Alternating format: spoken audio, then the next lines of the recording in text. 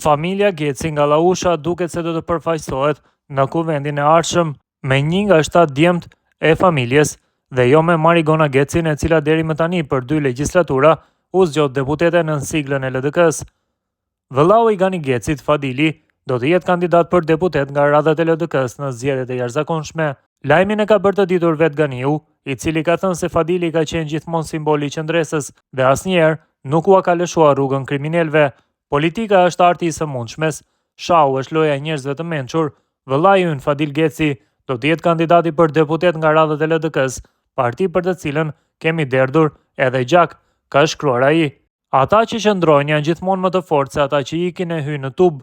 Vëllai im Fadili ka qenë gjithmonë simboli i qendresës.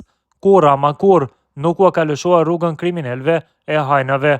Ai gjithmonë u ka dalë në ballë sfidave politike, fillimisht kundër Serbisë, e më pas hajdutëve të Hashim Thaçit dhe strukturave të Shikut.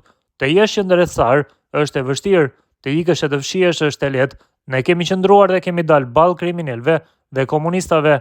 Ftoj të gjithë shokët dhe miqtë të na mbështesin përfaqësuesin e familjes Geci, vëllain ton Fadilin, i cili në zgjedhjet e ardhshme do të jetë kandidat për deputet nga radhat e LDK-s, shkruan më tej Gani Geci. Gani Geci ka përshëndet këtë juve, ju përshëndet dhe i falenderoj që jeni pra edhe me këngën e Ibrahim Rëgues. Faleminderit.